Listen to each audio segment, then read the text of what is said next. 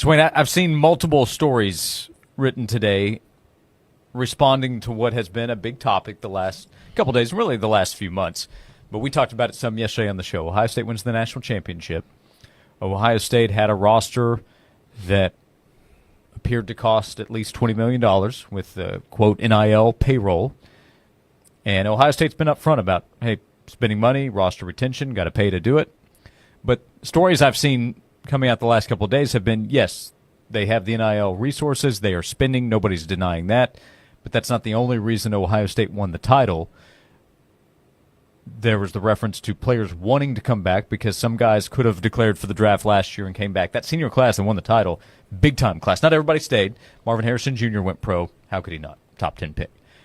There was talk of culture, but there was also, in both stories that I read, talk of fit. You have to pay the right guys. Reference to Nick Saban, quote, on College Game Day, that he said earlier in the season.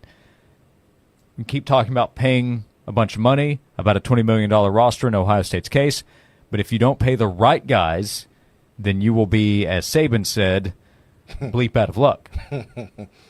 So making sure you're evaluating correctly, that you have the right guys in place earning that money, and that those guys are on the field for you in the right spots. Ohio State was an upperclassman-led team. They didn't bring in a ton of transfers. They brought in 4, and they hit on all of them.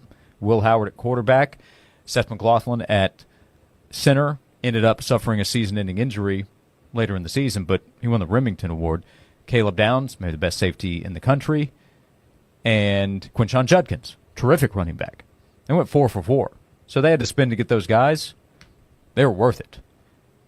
The rest of it was roster retention. But the story is saying, yeah, they spent. They have the resources, but they're not the only school spending a ton of money. They spent on the right guys to have the right roster in place. And I'd say a lot of these players that made a ton of money outperformed what they were being paid. Correct. Spending a lot of money guarantees you one thing. It's not wins. It's not a championship. It just guarantees you a chance.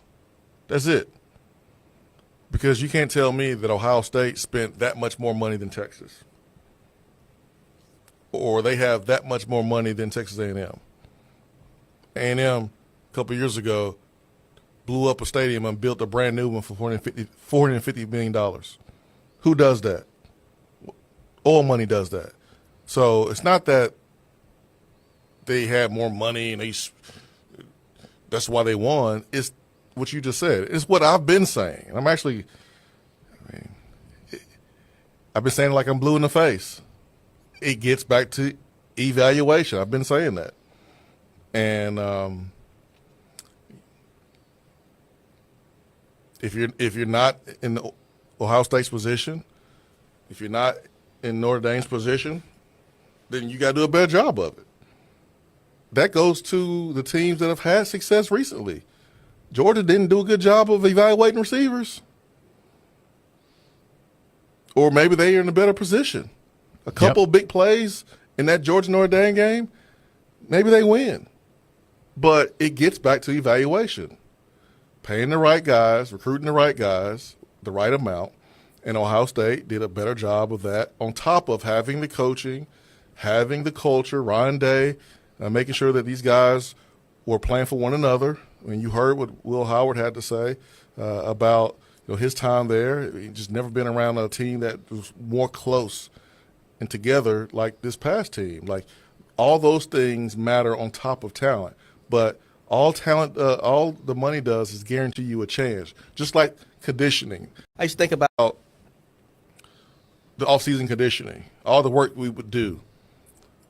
We would go in during winter, and we wake up at 5 o'clock in the morning, 6 a.m. runs. We would do all these weird obstacle courses and stations, and I mean, it was for cardio for sure. But then you had the weights, and then you had spring ball coming up. You still were conditioning. You had the summer. You had conditioning with the 10-pound weight vest. You had conditioning that was designed to take place in the afternoon to get ready for the heat. You had the 110s. Like, all that did, Josh, was give us a chance.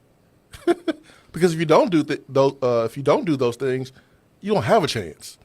So if you don't spend the money, you have zero chance. If you don't do the conditioning, you have zero chance. All that does is give you a chance. There's still other things that you have to do to put yourself in position to win a championship too. Yep. So having the right leaders, having enough talent. You got at some point talent's going to be required, but leadership, all that stuff that we talk about, Correct. it's got to be there. Yep, and Ohio State had it. Mm-hmm. Ohio State had it. They had great leadership. I mean, they had guys that played for the logo, that put the team before themselves, on top of being really good and talented as well too. So it takes a lot. We're talking about a team sport, the ultimate team sport. So it just takes a ton to be where Ohio State is. And it's just not just, pay $20 million and you'll win a championship. That's just not it. Yeah, it probably wasn't easy for Emeka Egbuka to come back and Carnell Tate to enter his second season, and they see this freshman show up and he's wide receiver one. Emeka Egbuka has never been wide receiver one, but he's leaving Ohio State with the most receptions in Ohio State history. Like, think about that. He's never been the best receiver on this team, but record books would tell you that he's number one. Remember times we would have Joey Ken on, and I would call him the GOAT, and how uncomfortable that made him because he knew he wasn't the best. He was fortunate to be in a really good position, having really good quarterbacks and coordinators, and he was able to get those numbers. But he knows he wasn't the best receiver. That's Egbuka, Yep. Ohio State. Yep, and that helped them win a national championship. 100%.